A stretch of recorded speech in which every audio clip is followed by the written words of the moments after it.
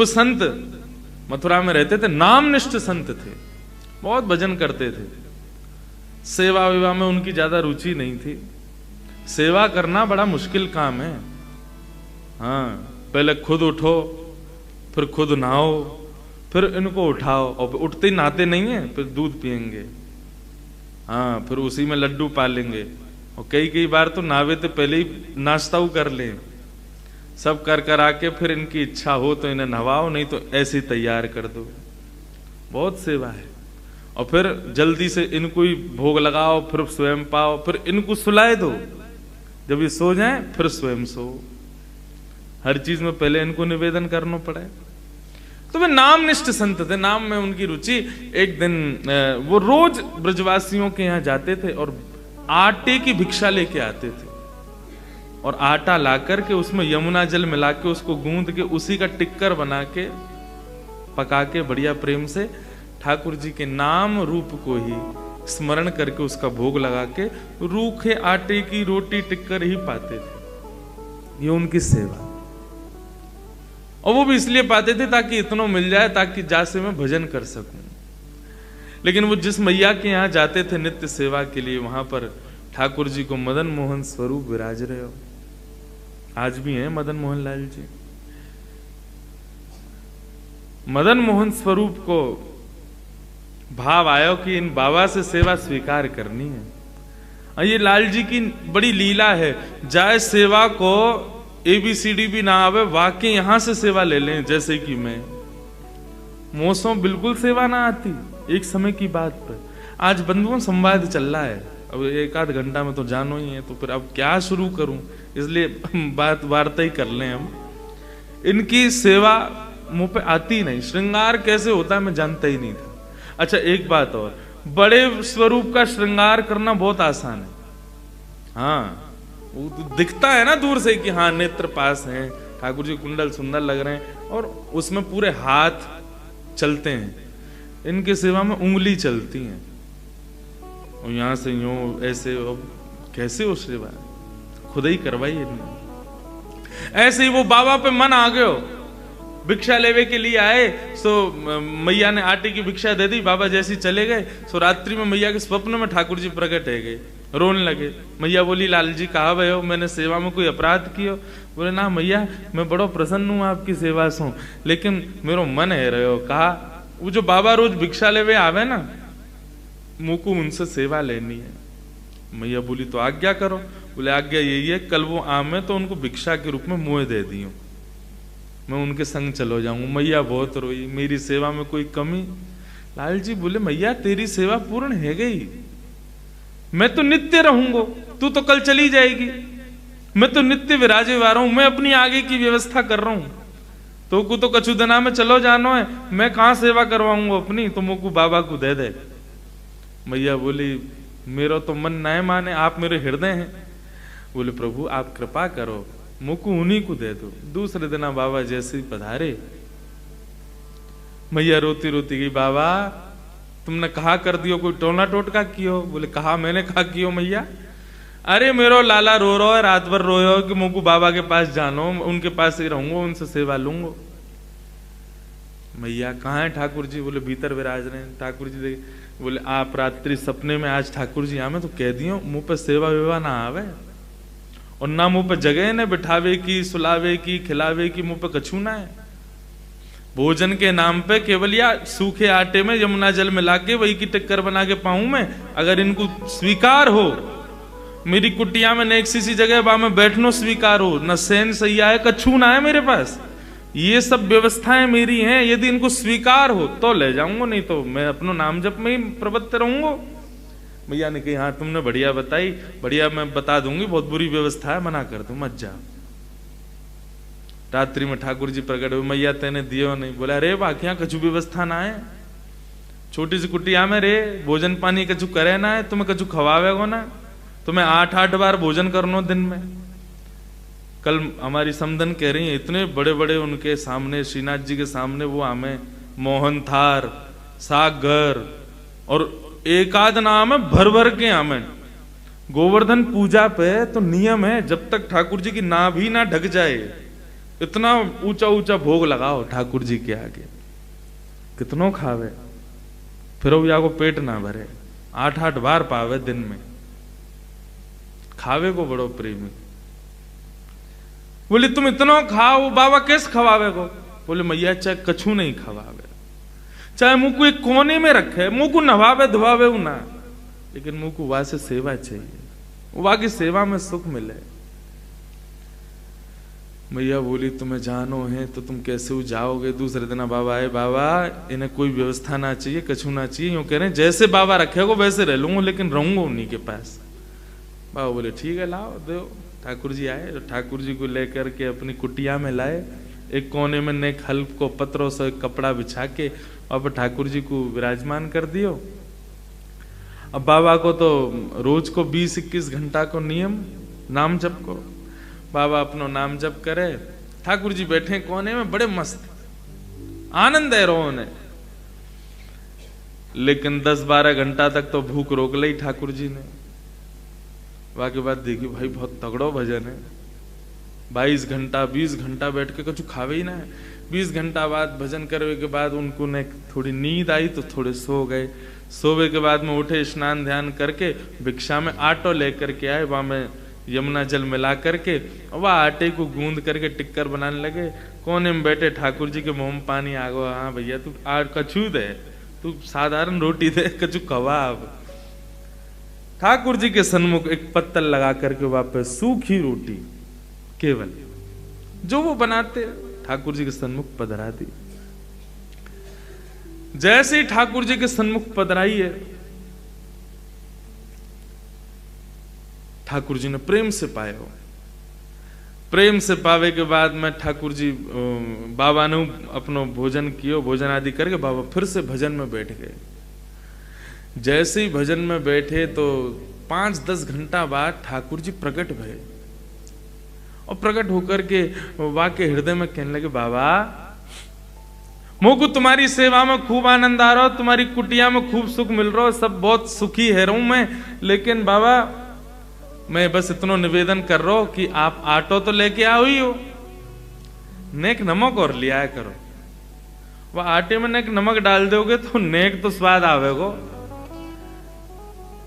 अच्छा तो कल से मैं आटो लाऊं नमक लाऊं? बोले हाँ बस इतना कर लो, या तो ज्यादा हमें नहीं चाहिए सेवा में, बस इतना कर लो।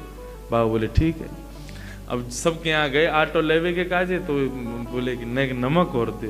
बोले बाबा जीव में चटोरोपन आने लगो। बोले हमने हमारे ना आयो, एक आ गयो चटोरो घर पे, वाके काजी चाहिए। लाए आटो लेके वहां में बढ़िया नमक वमक मिला करके सुंदर वाकी टिक्कर बना के ठाकुर जी के सामने जैसे ही पधरायो, प्रेम से ठाकुर जी ने पायो। पाने के बाद में बाबा अपना भजन करवे बैठ गए। 2-4 दिन ठाकुर जी कुछ नहीं बोले, 2-4 दिन तक बाबा यही नमक रोटी खवावे। 4 दिन बाद ठाकुर जी फिर से आ गए, बाबा अब का भयो? बाबा सब ठीक है, एक आलू और लिया करो। वह आलू को उबाल के या फिर भून के वहां में बढ़िया नमक डाल के एक चटनी सी है जाए तो रोटी निगलवे में सुख मिलेगा। तुम तो केवल रोटी आटे की बढ़िया वहां में आटे और नमक की रोटी खवाए तो बात कहाँ सुख मिले? बोले हम तो पहले ही कह रहे थे हमारे यहाँ कुछ नहीं। बोले बाबा यहाँ में कुछ और करना, थोड़ी एक आलू लिया बस, तुम मत खाइयो, मुंह खवाए दे करो। बाबा बोले ठीक है। दूसरे दिन गए तो फिर भिक्षा में आटो भी लाए, नमक भी लाए, आलू भी लाए। भून के आलू बाबा ने बढ़िया वाकू मीण करके चटनी बनाई और ठाकुर जी के सन्मुख पधराई। ठाकुर जी प्रेम से पाए। 2-4 दिन कुछ नहीं बोले, बढ़िया आनंद आया। अब 2-4 दिन बाद ठाकुर जी फिर से प्रकट भये। बाबा बोले अब का है गो? बोले अब रोटी भी बढ़िया है, चटनी भी ठीक है, बाबा कोई दिक्कत ना है, बस एक निवेदन हो। कहा सूखी रोटी ना निगलवे में गले में इर्ज जाए तो ने घी चुपड़ दे करो। कल सेवा में जाओ तो एक कटोरी घी ले आई हो। बाबा बोलो मुझे दिख रहे हैं तुम्हारे लक्षण कायते जा रहे हैं। बोले बाबा और इसके बाद में कुछ नहीं कहूंगा, तुम घी और लिया हो बस। दूसरे दिन बाबा घी भी लिया है। अब रोटी बने, आलू की चटनी बने और उनमें घी डले। ठाकुर जी प्रेम से 10-15 दिन कछु नहीं बोले। एक दिन ठाकुर जी फिर प्रकट भय। जैसे ही प्रकट भय बाबा ने अपनी माला छोड़ी, ठाकुर जी उठाए वह मैया के यहाँ ले गए, ले धल्ले आए। बार बार आ जाए और आके कभी न्यो लिया, कभी आए लिया, कभी वाय लिया। मुंह पे ना होगी मेरो नाम छूट तो जा रहा है। जैसे ही ठाकुर जी बाबा मैया को देने लगे, ठाकुर जी दौड़ करके बाबा के गले से लिपट गए। बाबा तुम जैसे रखोगे रहूंगा, लेकिन रहूंगा तुम्हारे पास, अब ना जाऊंगा कहीं। कैसे कृपालु है, कैसे दयालु है नाथ। हमारी कैसी भी सेवा हो, वो हम पे कृपा है ठाकुर जी की। धीरे धीरे हम सेवा में बढ़ोतरी करें, धीरे धीरे सेवा में कुछ सुंदर प्रदान करें, लाल जीवा को स्वीकार करें, लेकिन फिर भी हम कैसी भी कर दें, ठाकुर जी कभी कुछ शिकायत ना करें। और ये ऐसे ही हमको होना चाहिए। जब लाल जी ने हमसे कछु नहीं कही, कभी लाल जी ने हमारी व्यवस्था में, हमारी सेवा में कभी कोई कमी नहीं निकाली, तो हम ठाकुर जी के दिए गए या सुंदर जीवन में क्यों कोसते रहे, क्यों कमी निकालते रहे। आपने ऐसा कर दियो, वैसा कर दियो। कोसना खुद को कोस लो, कोसना अपने क्रियान को कोस लो, लेकिन ठाकुर जी से कुछ मत कहो।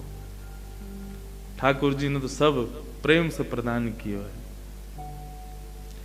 सूरदास जी कहते हैं, बिन गोपाल को नहीं अपनो, गाइए, बिन गोपाल को नहीं अपनो, बिन गोपाल को नहीं अपनो, बिन गोपाल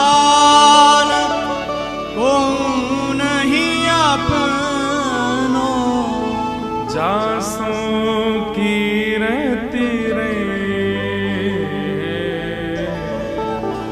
जासों की रत रही, मन पंछी उड़ जाए जादिन, मन पंछी उड़ जाए, मन पंछी उड़ गई है जादन, मन पंछी उड़ गई है। तादिन तेरे तन तरुवर के, तादिन तेरे तनु तरवर के, सब ही पात झड़ सब ही बात झड़ गई है। मन पंछी उड़ जई है जादिन, मन पंछी उड़ जई है। मन पंछी उड़ जई है जादन, मन पंछी उड़ जई है। अभी तक या पद को मैं एक भाव करता आयो, मन पंछी उड़ जाइए को मैं भाव ऐसा रखता हूं कि जिस दिन हमारी आत्मा हमसे निकल जाएगी या हमारे देह का परित्याग कर देगी, तादिन तेरे तन तरु वर के सबई पात झड़ जाई हैं। ये तन रूपी जो वृक्ष तुम्हारा है, इसके सबई पात, पात माने इच्छाएं। वैसे तो तन रूपी वृक्ष के पत्ते झड़ जाएंगे, लेकिन सूरदास जी कहना चाह रहे हैं कि जादिन तेरो मन पंछी उड़ जाएगा। पहले मैं भाव ऐसा करता था कि प्राण निकल जाएंगे, लेकिन अब ऐसा भाव आ रहा है कि जादना तेरे मन रूपी पक्षी को श्री किशोरी जी अपने पिंजरा में बंद कर लेंगी, जादना वाकु स्वीकार कर लेंगी। वो मन श्री लाल जी के चरणन को शरणागत हो जाएगा। तादिन तेरे तन तरुवर के सबई पात, मतलब समस्त इच्छाएं झड़ जाई हैं। फिर कछु ना सुहावे गो। फिर तो ये बिन गोपाल नहीं अपनो।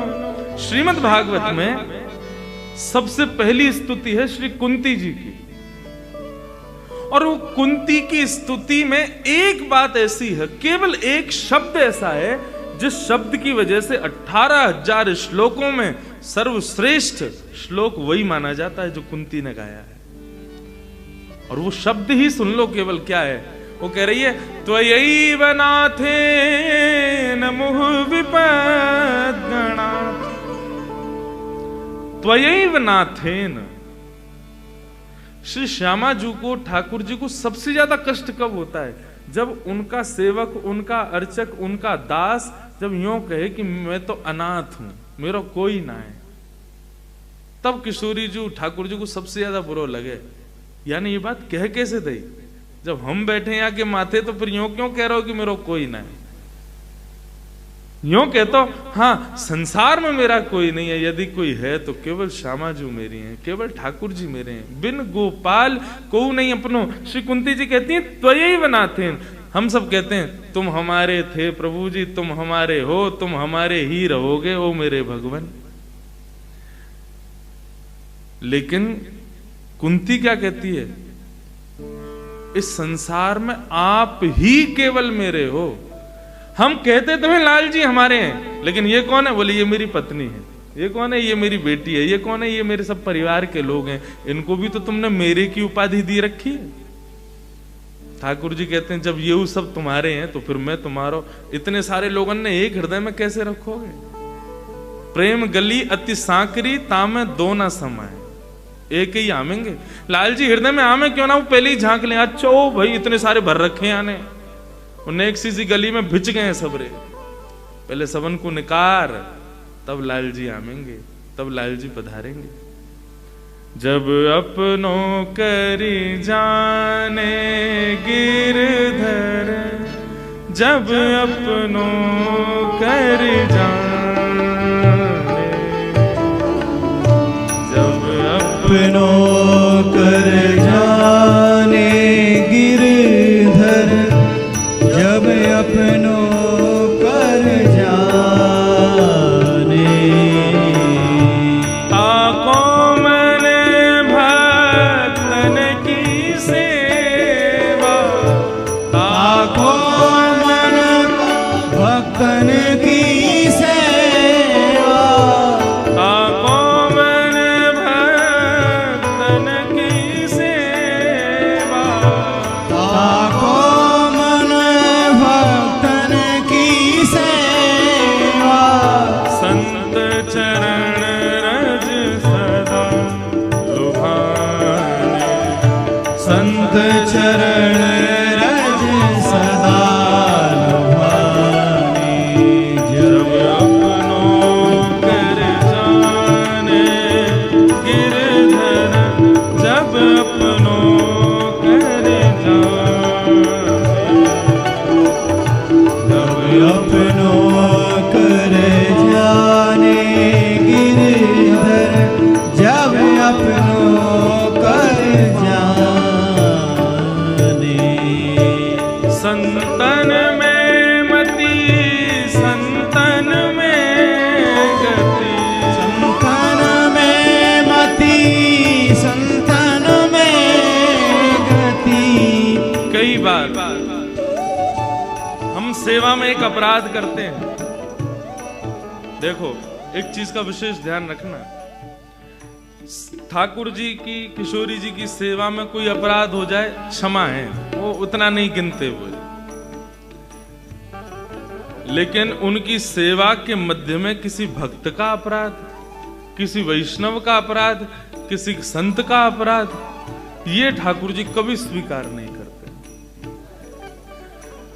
अपना अपराध स्वीकार है लाल जी को, लाडली जी को, ठीक है सेवा में तुमसे हो गई भूल, कोई बात नहीं, लेकिन यदि तुमने भूल से भी ठाकुर जी के अनन्य रसिक जन एवं ठाकुर जी के कोई भक्त वैष्णव जन, उनका कोई अपराध किया और केवल कर्मणा नहीं मनसा भी कर दिया, वाचा भी कर दिया, श्री जी कभी स्वीकार नहीं कर सकते। वृंदावन की एक बड़ी प्रसिद्ध घटना, एक वैष्णव थे, वे गुरु आश्रित हुए तो उनके गुरु ने उनको आज्ञा की कि तुम नित्य यमुना स्नान किया करो और अपने गीले अंग में ही ब्रजरज लपेट करके और नेत्र बंद करके, और तुम फिर किशोरी जी और श्याम जू के नित्य लीला का विहार का दर्शन किया करो, क्योंकि तुम उस स्थिति में पहुंच गए हो अब कि तुमको उनके लीला का दर्शन होगा।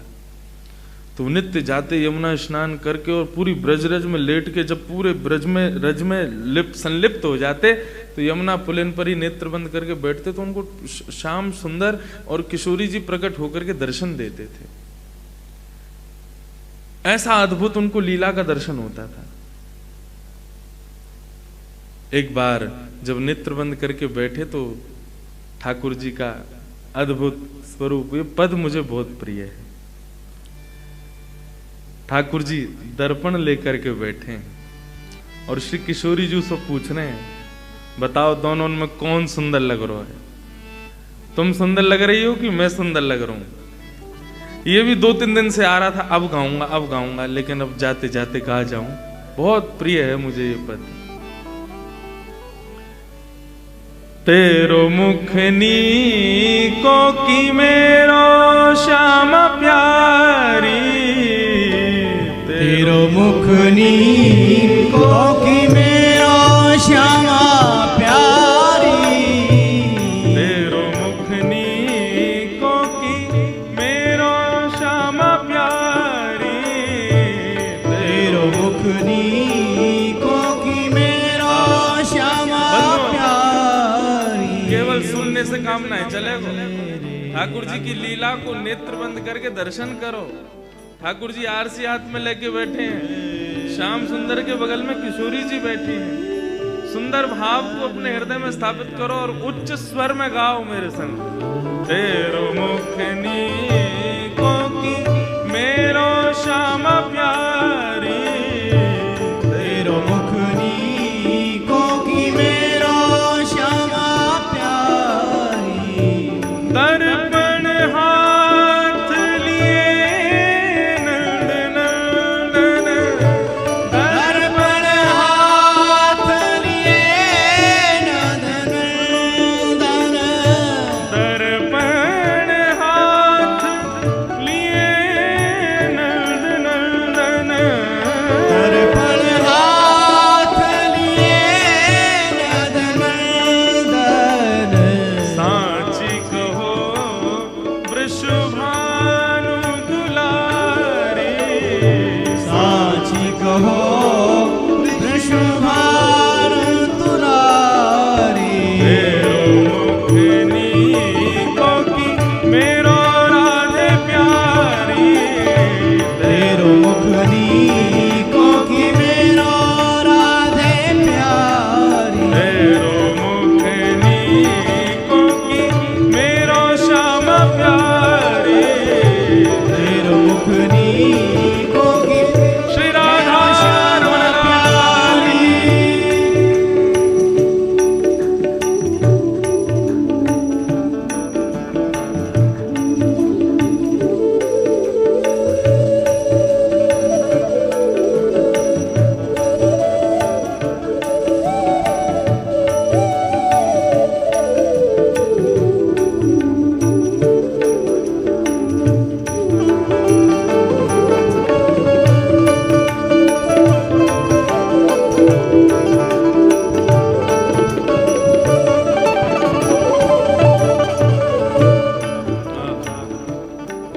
ठाकुर जी पूछ रहे हैं, बताओ दोनों में कौन सुंदर लग रहा है? अच्छा, ये इस लीला का दर्शन वो संत कर रहे थे कि श्याम सुंदर लेके बैठे आरसी और पूछ रहे हैं कि कौन सुंदर है। किशोरी जी बोली, अच्छा मोसो पूछ रहे, बोले हाँ बताओ तो सही कौन बढ़िया लग रहा हो, देखो मैं कि तुम। किशोरी जी कह रहे हैं, हमसे कहो तुम ही क्यों ना देखो, हमसे कहो तुम ही क्यों ना देखो। हम गोरी तुम श्याम बिहारी, हम गोरी तुम श्याम बिहारी। मोसो का पूछ रहे हो, मोते का पूछ रहे हो, खुद ही देख लो। ठाकुर जी बोले कहा देख लो? बोले कि देखो हम गोरी गोरी दिख रही हैं और तुम कारे कारे दिख रहे हो। दोनों कैसे दिख रहे हैं? हमरो मुख जैसे चंद उजियारो, मुख जैसे चंद्र उजियारो, हमरो मुख जैसे चंद उजियारो, हमारा मुख जैसे चंद्र उजियारो, तुमरो मुख जैसे रैन अंधियारी, तुमरो मुख जैसे रैन अंधियारी, मेरो मुख नीको की मेरो राध प्यारी, मेरो मुख नीको की मेरो राधे प्यारे, मेरो मुख नीको की मेरो राध प्यारी। मेरो मुख नीको की मेरो राधे प्यारी।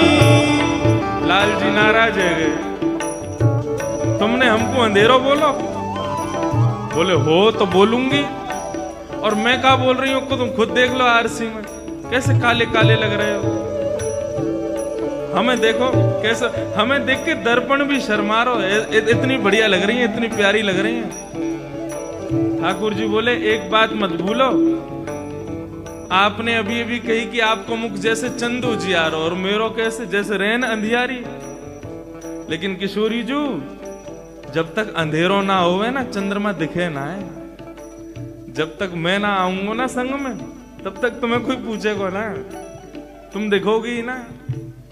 और रही बात बाकी तो तुमने हमारी बहुत कर ली, अब हमें बैठना ही ना है। आरसी लेके ठाकुर जी दूर जाके बैठ गए, दूर शिला पे जाके बैठे। तो किशोरी जी तो ऐसी करुणामयी है, ऐसी दयालु है, ठाकुर जी रूठ जाए ये उनसे सहन ही ना होवे। किशोरी जी समीप गई और समीप जाकर के लाला के पास बैठी और बोली नाराज है गए हो, मान कर रहे हो? बोले बात ही ऐसी कर दी आपने, हमने कहा ना कियो आपके लिए, सब करते रहे। मैं अरे झूठे को बड़ाई कर दे करो, हाँ नहीं बढ़िया लग रहे हो, सुंदर लग रहे हो, बहुत प्यारे लग रहे हो, ऐसे हम जाने हम कारे हैं, हम जाने कि हम ऐसे हैं। नहीं एक ये शिष्टाचार होवे ना, हम कोई सा प्रेम करें तो झूठी बड़ाई कर ही दें, भले ही बुरो लग रहा हो। अब घर को दूल्हा जब घोड़ी पर चढ़े, भले ही कानो भेड़ो हो, सब रे नजर बलिया ना ले, कितना प्यारा लग रहा है, चाहे कैसे हो, नहीं झूठे को बड़ाई कर दे करो। किशोरी जी बोली अरे नहीं नहीं आप ऐसे देखो, रूठो मत, देखो मेरी बात तो सुनो। कहा मुखमंडल पर अपनो कर कमल रख के किशोरी जी अपनी ओर ठाकुर जी को मुखमंडल करें, और किशोरी जी कह रही हैं तेरो नयन में मोटो मोटो कजरा, तेरो नयन में मोटो मोटो कजरा, तेरो नयन में मोटो मोटो कजरा, तेरो नयन में मोटो मोटो कजरा, हमरे नयन में तुम बनवारी, हमरे नयन में तुम बनवारी, हमरे नयन में तुम बनवारी, हमरे नयन में तुम बनवारी, तुम तो नख पे गिरीवर धारो, तुम तो नख पे गिरीवर धारो, तुम तो नख पे गिरीवर धारो, तुम तो नख पे गिरीवर धारो, हम उर्धार रहे गिरधारी, हम उर्धार रहे गिरधारी। हे श्याम सुंदर, देखो तुम्हारे नैनन में कैसो कालो कालो काजल लगवा। ठाकुर जी बोले या को भी भाव यही कह रही होंगी कि वो कालो काजल दिख ना रहो, क्योंकि हम कारे हैं। अरे ना मैं यूं थोड़ी कह रही हूँ, तो क्या कह रही हो? देखो तुम्हारे नैनन में तो कालो काजल है, लेकिन तुमने हमारे नेत्रन में देखो। ठाकुर जी बोले का है? बोले देखो तो सही। ठाकुर जी जैसे ही किशोरी जी के नेत्रन में देखने लगे, बोले कछु दिखाई दियो? तो किशोरी जी की काली पुतलिन में ठाकुर जी कोई रूप दिखाई दे रहा है। हमरे नयन में तुम बनवारी, और तुम तो नख पे गिरिवर धारो। पूरा पूरा ब्रजमंडल आज तुमको गिरवरधारी कह करके पुकारे। तुम्हारी शोभा की गणना, तुम्हारे नाम यश को वैभव गामे। अरे हमारो लाला ने गिरिराज जी उठाए, गिरिराज जी उठाए। लेकिन कोई हमसे पूछे? कहा पूछे? बोले तुमने तो नक पे गिरिराज जी धारण किए, लेकिन वह गिरधारी को तो हमने अपने हृदय में धारण कियो ना। हम उर्धार रहे गिरधारी। हे सूरदास या छवि की शोभा, सूरदास या छवि की शोभा, सूरदास या छवि की शोभा, सूरदास या छवि की शोभा। इन नैनन सो टरत नटारी, इन नैनन सो टरत नाटारी, इन नैनन सो टरत नटारी। इन नैनन सो टरत नाटारी। तेरो मुखनी को कि मेरो राधे प्यारी, तेरो मुखनी को कि मेरो राधे प्यारी, तेरो मुखनी को कि मेरो श्याम प्यारी, तेरो मुखनी को कि मेरो श्यामा प्यारी, तेरो मुखनी को कि मेरो राधे प्यारी, तेरो मुखनी को कि मेरो राधे प्यारी। प्यारी। श्री वृषभानु दुलारी की, बाल कृष्ण लाल की जय। अब यह छवि को दर्शन करके कौन को हृदय मयूर नृत्य नहीं करेगा? श्री यमुना में स्नान करके ब्रजरज तन पर लपेट करके बाबा जब यमुना पुलिन पर बैठे या स्वरूप को दर्शन कर रहे, तो बाबा इतने प्रसन्न है गए। लाल जी जब रूठ के बैठ गए तो बाबा को जोर की हंसी आने लगी। बोले वाह बाबा, आज ठाकुर जी नाराज है गए, अब किशोरी जी मनावेंगी इनको। तो ऐसा भाव आयो कि बड़ी जोर की हंसी आई उनको। लेकिन तभी एक अपंग ब्रजवासी सामने से जा रहा था और एक पांव ना होने के कारण थोड़ा लड़खड़ा के जा रहा था।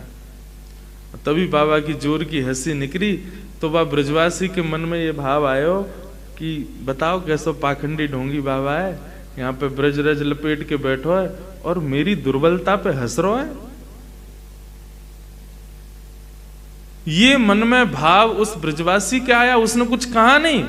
वो बेचारा अपने पांव को ही ऐसे संभाल करके वहां से आगे बढ़ने लगा।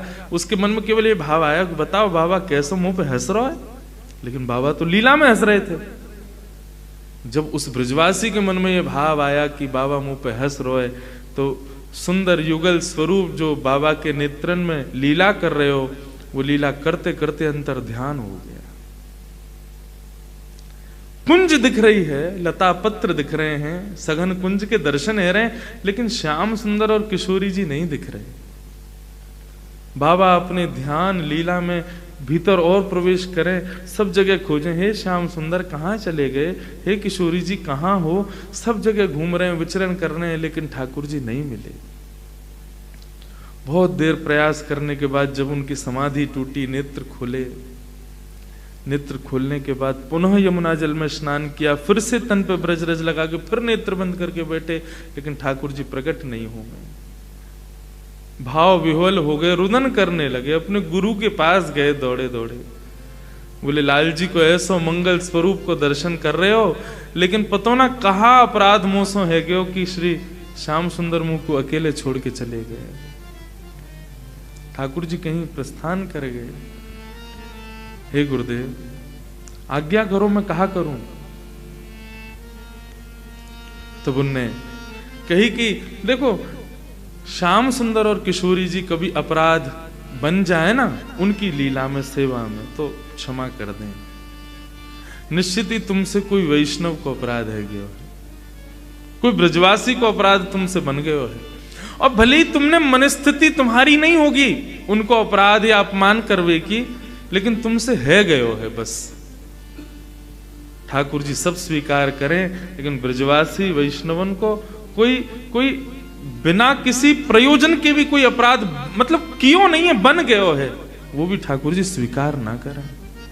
इसलिए ब्रज में बहुत सावधानी की जरूरत है। यत्र प्रविष्टो सकलोपि जंतु आनंद सच्चित घनताम उपैति। वृंदावन शतक कहता है कि वृंदावन में प्रवेश करने के बाद एक कीड़ा भी आनंद सच्चिदानंद का स्वरूप है, उसको भी वंदन करो। ब्रज साधारण नहीं है, ब्रज कुछ और ही है, हमारी सोच से परे है।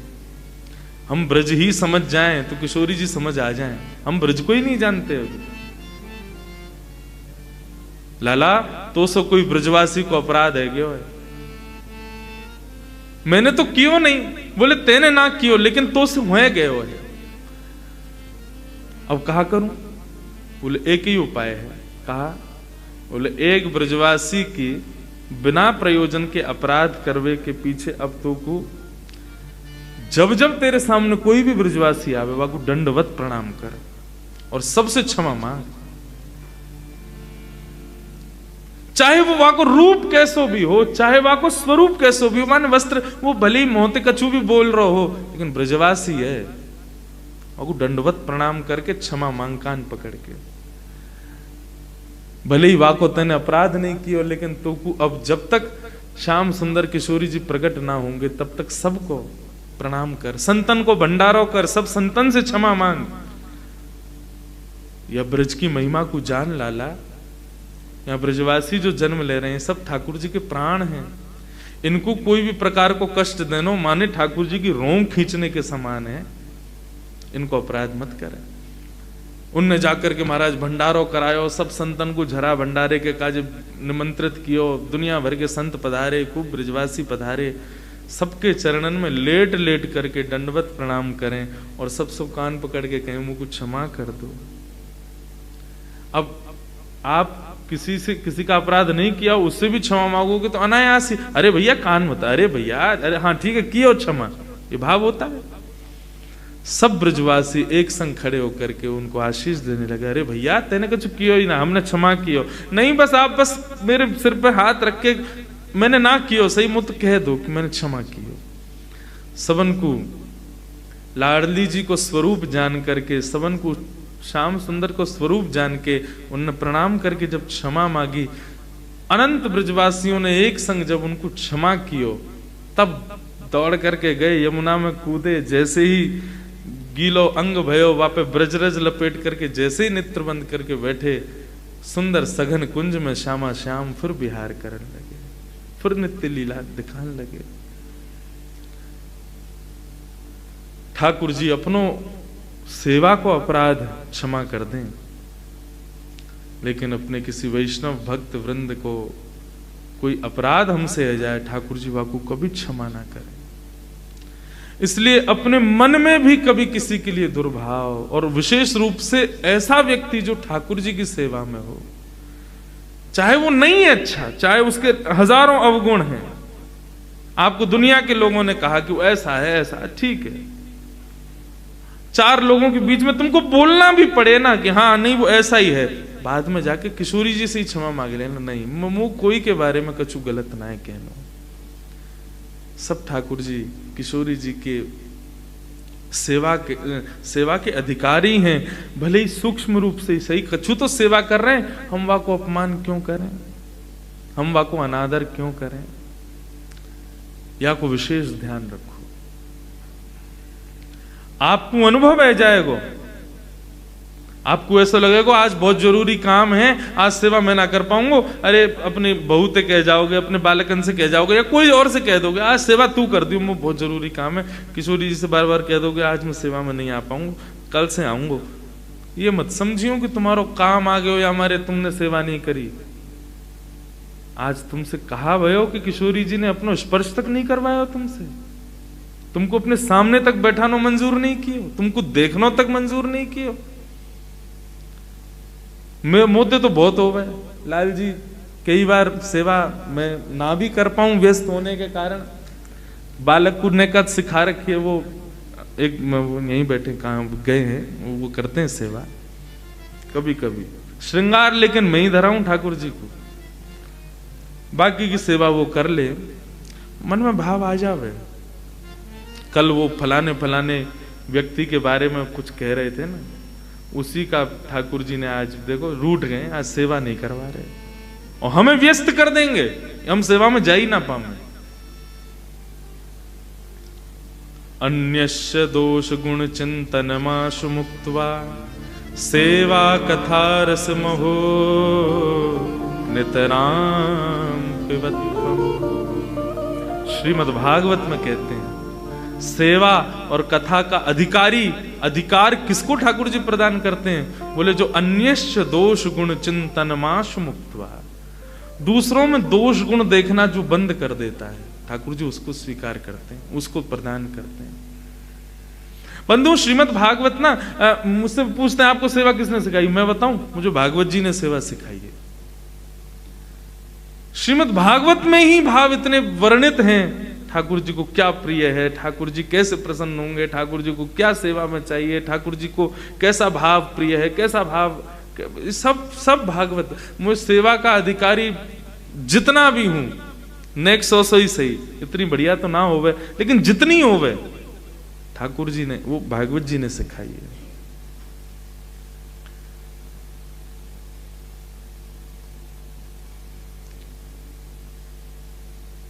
अन्यस्य दोष गुण चिंतनमाशु मुक्त्वा, दूसरों में दोष गुण देखना बंद कर दो। सेवा कथा रस महो नितराम पिबत्वम्। नित्य सेवा कथा रस ये सब प्राप्त हो जाएगा। अनेक भाव हैं, सब भावों को कहाँ तक एक सेवा में लेके आवे, कैसे कैसे सब भाव हैं, सब स्पर्श मात्र हुए हैं श्री किशोरी जी को आज्ञा से। बस किशोरी जी से यही प्रार्थना है कि हे लाडली जू, यदास पे आपने खूब कृपा करी, पहली बार किशोरी जी ने अपनी सेवा को अवसर प्रदान किया। हमारे ढांढनिया परिवार और उनके समस्त परिकर को ये सुंदर भाव कि उन्होंने आमंत्रित किया कि आप पधारो और आकर के कुछ भाव सुमन किशोरी जी के चरणों में प्रस्तुत करो। उसके लिए बहुत बहुत धन्यवाद नहीं कहूँगा, धन्य भाग्य, धन्य भाग्य, सेवा का अवसर पाया। तो ये जो अवसर मिला है अपने संपूर्ण 6 वर्ष के भागवत जीवन में पहली बार किशोरी जी का भाव स्पर्श करने का, स्पर्श में ही इतना सुख मिला है, तो सोचो किशोरी जी काउदना यदि आलिंगन कर लेंगे, काउदना चरण में बिठा लेंगी तो कितनो सुख प्राप्त होगा, कितनो आनंद आवेगा। बस इसी भाव के साथ आप सबको प्रणाम करूं, आप सबको वंदन करूं, आप सबन को नमन करूं। सदा हमारे लाल बिहारी को हृदय में विराजमान करके रखो, किशोरी जी अपने आप प्रसन्न रहेंगे। ठाकुर जी हृदय में विराज जाएं, हृदय को ही अपना सिंहासन बना करके वहां पे सुशोभित रह जाएं, किशोरी जी वही से ही प्रसन्न रह जाएंगे। अनेक भाव हैं कहने के, लेकिन सबको प्रणाम करूं और किशोरी जी से बस यही प्रार्थना है, राधे राधे करुणामयी कृष्ण प्यारी,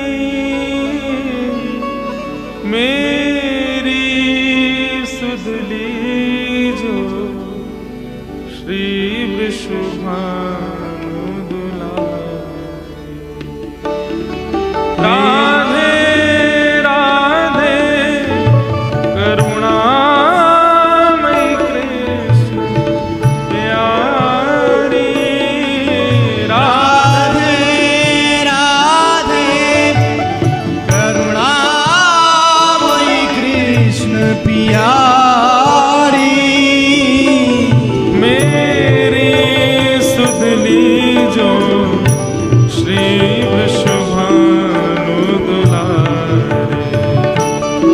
मेरी सुध लीजो श्री वृषभानु दुलारी।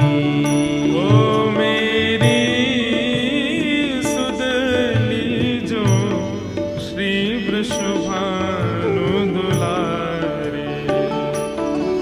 मेरी सुध लीजो श्री वृषभानु दुलारी। श्री वृषभानु दुलारी की जय हो, जय हो।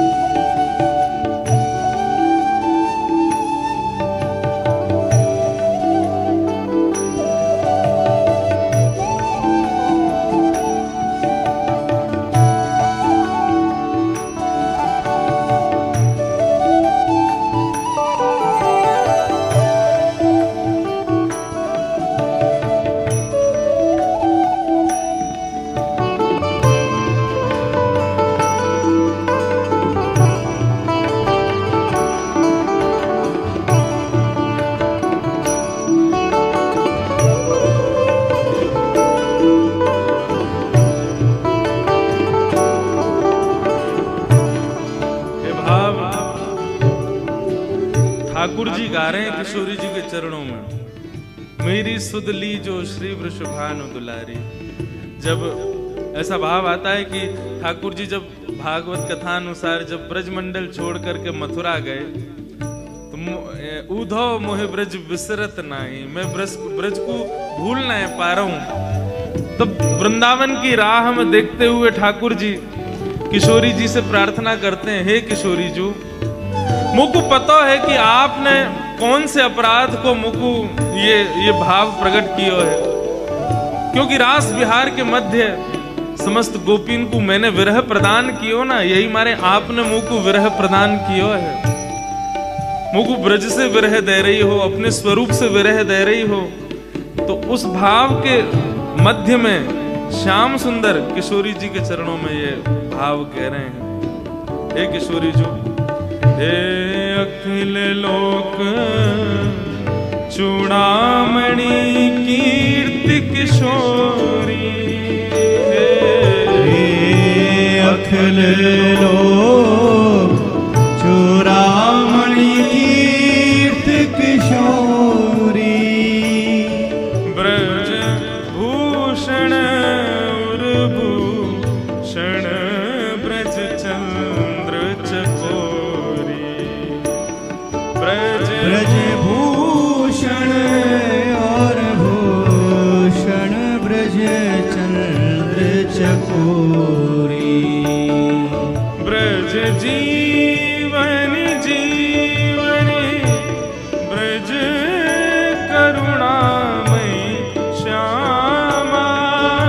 ब्रज जीवन जीवन ब्रज करुणामयी श्यामा। आनंदमयी आनंद कंद की भामा।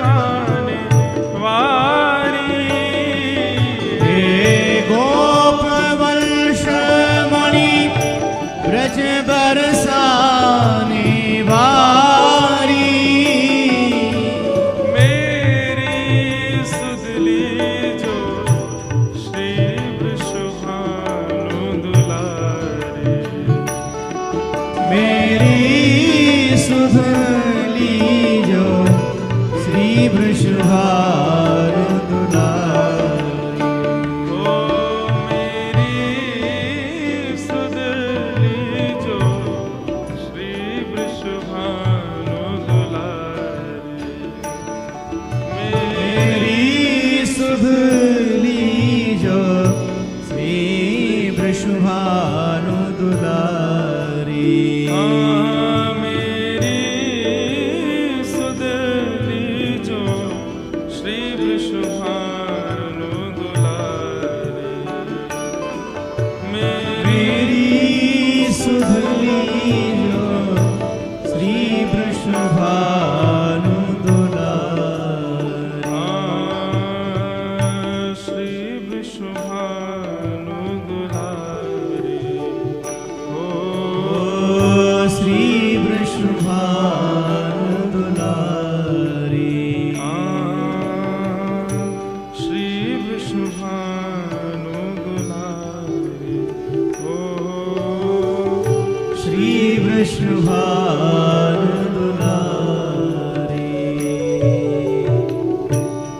श्री वृषभानु दुलारी की जय। श्री गिरधर लाल प्यारे